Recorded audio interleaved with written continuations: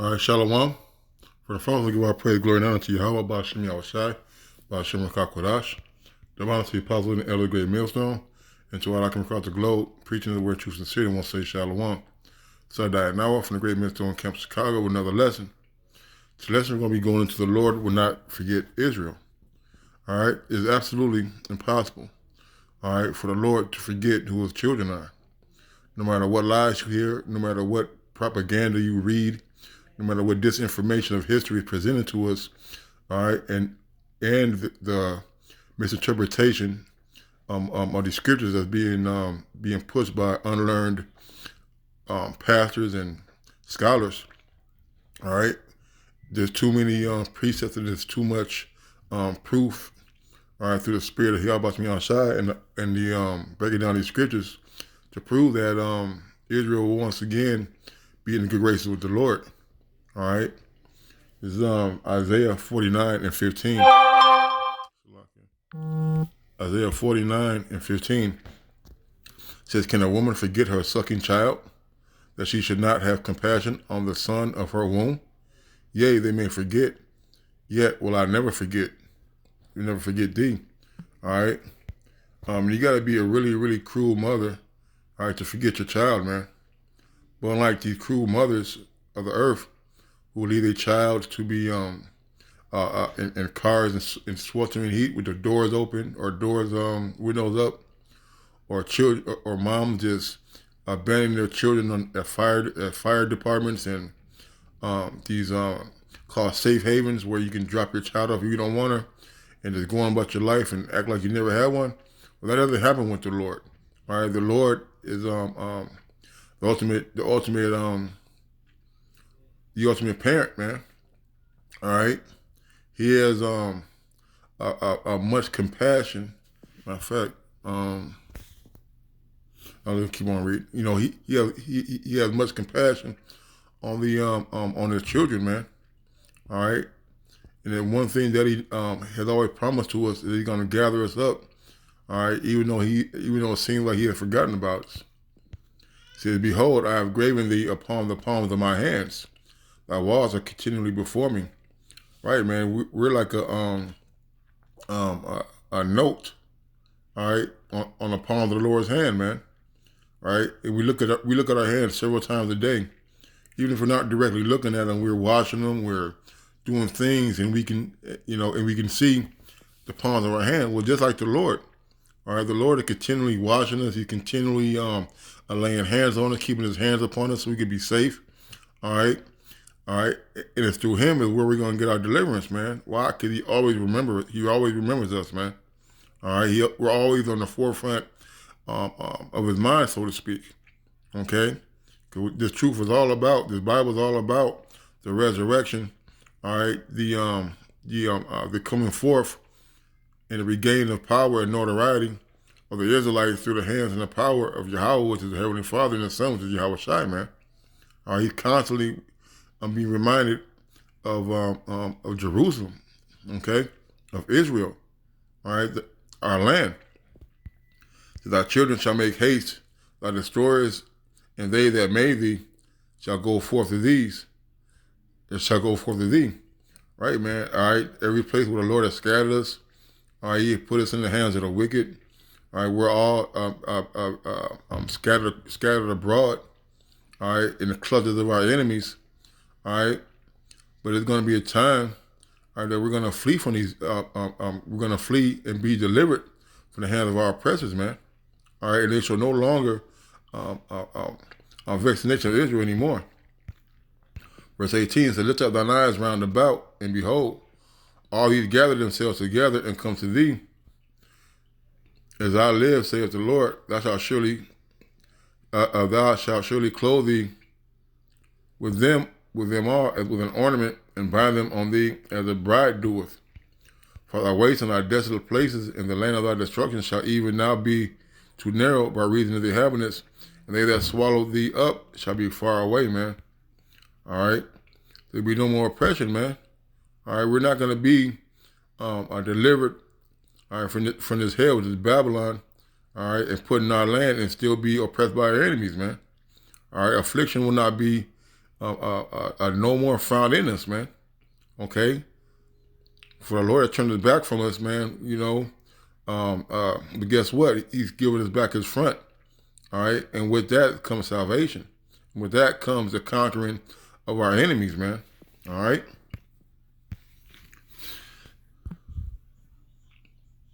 Malachi 3:16.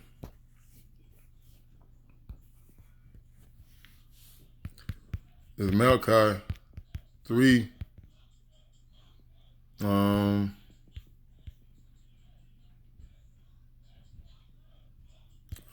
Malachi 3:16, it says, then they that fear the Lord spake often one to another. The Lord hearkened and heard it, and the book of remembrance was written before him for them that fear the Lord and thought upon his name. And they shall be mine, saith the Lord, Yahweh of hosts. And that day when I make up my jewels, and I will spare them as a man spares his own son that serveth him. All right, and the Lord said He's gonna take away our raiment of mourning and put on let me see if I can find it. Raiment of captivity, I think.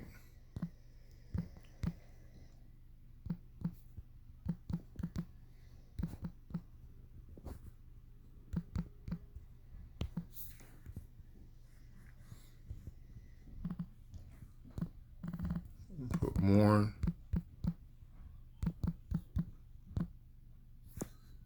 I think it was mourning. So Baruch.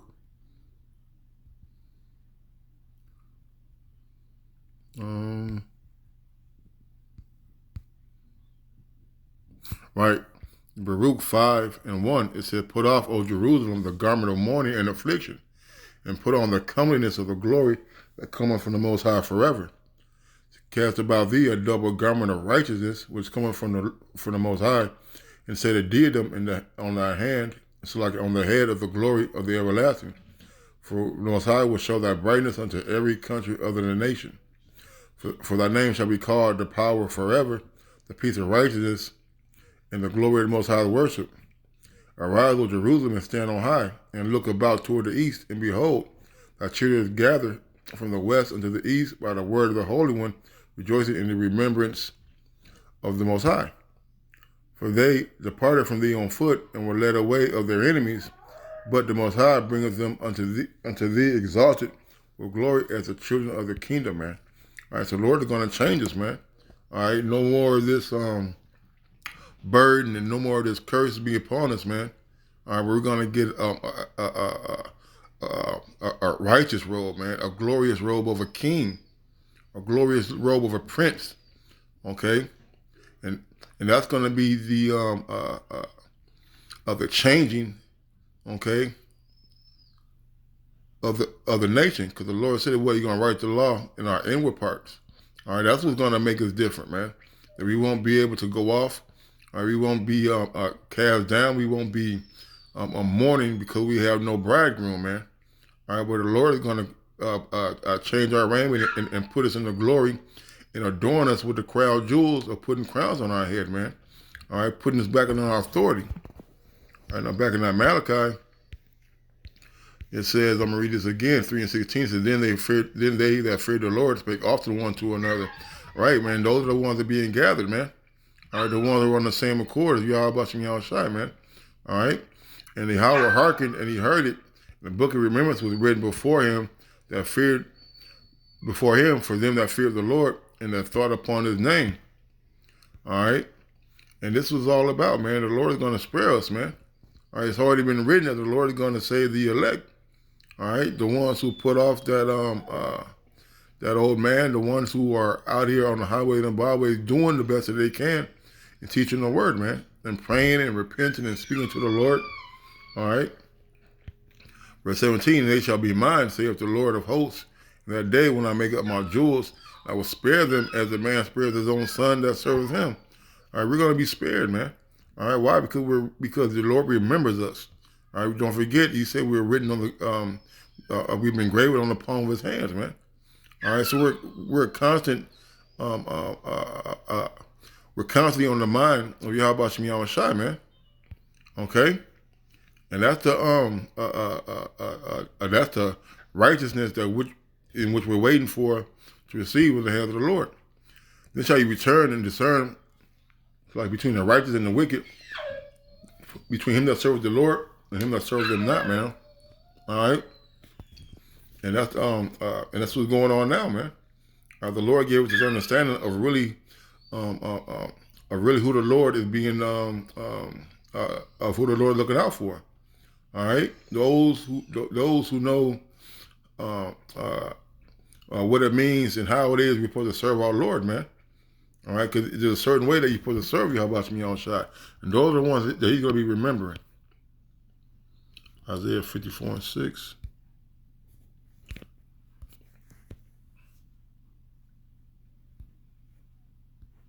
Isaiah 54.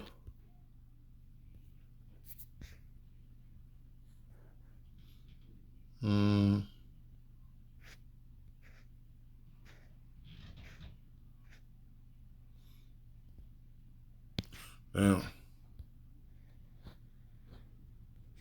I'm going to just read Isaiah 54:1. It says, "Sing, O barren, thou that didst not bear, break forth into singing, and cry out loud, thou that didst not travail with child.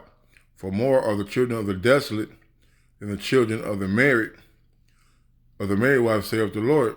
All right. So the scripture talk about how the Lord's calling a remnant back, man. All right. And that remnant the remnant is the one who's married to the Lord. All right. So enlarge the place of thy tent, and let them stretch forth the curtains of thine habitations. Spread not, lengthen thy cords, and strengthen thy stakes. Right, man. We're gonna get our old land back. All right. Every tribe is gonna go into every tribe is gonna go to the land of their inheritance, man. All right. We're gonna be reestablished. All right, back in our homeland, back in our land. For thou shalt break forth on the right hand and on the left. Thy seed shall inherit the Gentiles, and the desolate cities to be inhabited. Right? Can you look at Israel right now, man? It's desolate. Okay, not much really grows there, man. Okay, and that's how you know the people over there are not the real people. All right, because they're not in peace. First of all, and they're not all across that land, man. There's still, you still got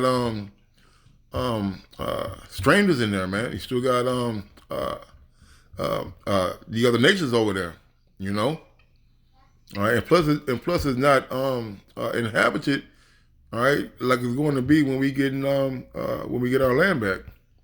So fear not, for thou shalt not be ashamed, neither be thou confounded, for thou shalt not be put to shame.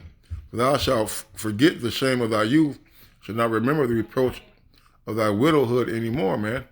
All right. So there's gonna be a time where this shame that that we've been made to feel, all right, not only the curses being on us, but also being despised by the other nations, being a byword, being looked at in a way to where we're less than human to some, man. Okay.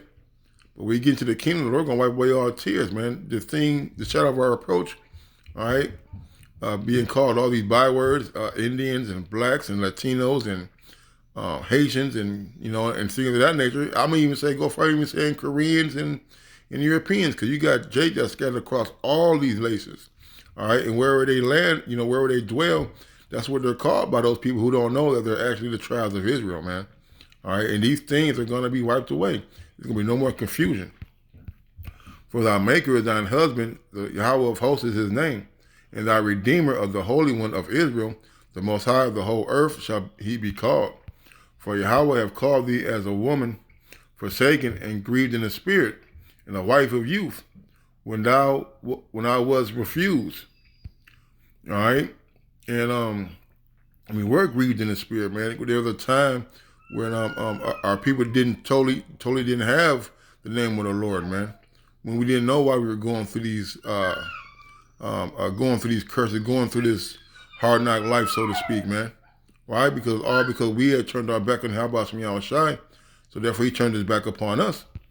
Verse 7 says, "For a small moment have I forsaken thee, but with great mercy will I gather thee. In a little wrath I hid my face from thee, for a moment, but with everlasting kindness will I have mercy on thee, saith the Lord thy Redeemer. For this is as the waters of Noah unto me. For as I have sworn in the waters of Noah, no more go over the earth, so have I sworn that I would not be wroth with thee, nor rebuke thee. All right? So it's going to become a time where we're going to get redeemed again, man. All right? We're going to get delivered from the said trials and tribulations that's coming upon this place, man. All right? The Lord is showing us his mercy by giving us his face again, and allowed us to be engraced and being brought back in a good standing with our Lord, man. All right.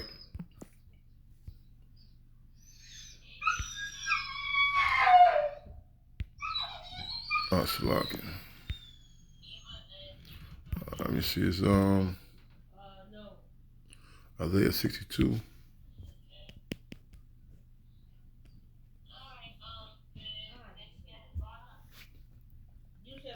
Um, 62. Yeah, that's what I thought. All right, it's Isaiah 62:1. It said, "For Zion's sake will I not hold my peace, and for Jerusalem's sake I will not rest, till the righteousness thereof go forth as brightness, and the salvation thereof as the lamp that burneth. And the Gentiles shall see the righteousness, and all kings thy glory. And thou shalt be called by a new name, which the mouth of the Lord shall name." And that new name is going to be Yasharallah, man.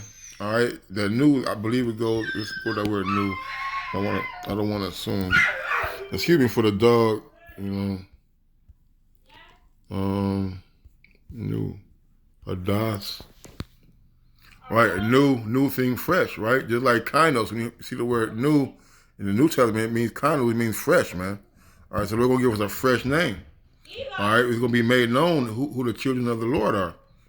So thou shalt also be a crown of glory in the hand of the Lord, and will diadem in the hand of thy power.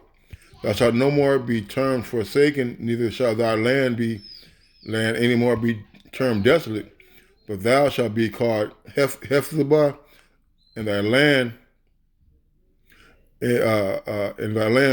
Beulah, for the Lord delighteth in thee, and thy land shall be married. For the young man marrieth a virgin, so shall thy sons marry thee, and as the bridegroom rejoiceth over the bride, so shall thy power rejoice over thee. All right, you know, just like how we want to have virgin, you know,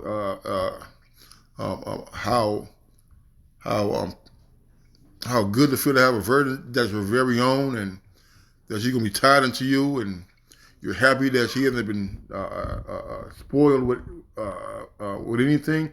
Well, that's how we are going to be to the Lord, man. All right, we're gonna be adorned like a bride. All right, ready for the groom. That's right. So I can get that, and I'm gonna end it. There we go.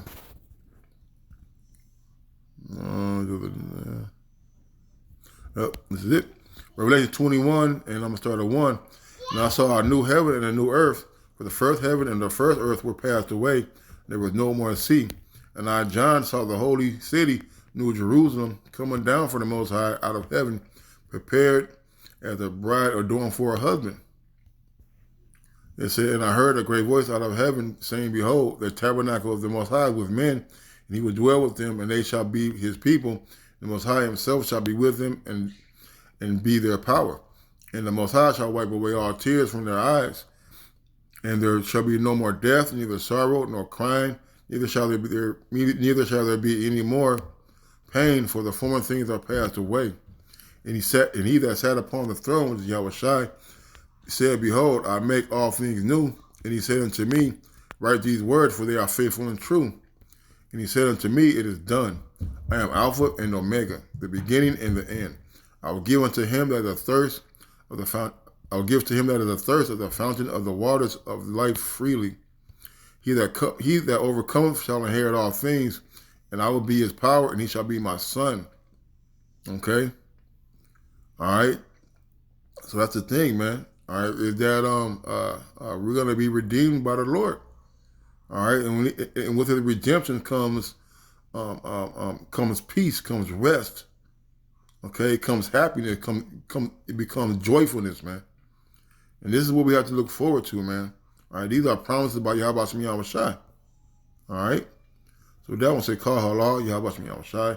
The to the apostles and the elders of the great millstone. Till next time, Shalom and a Bible ball.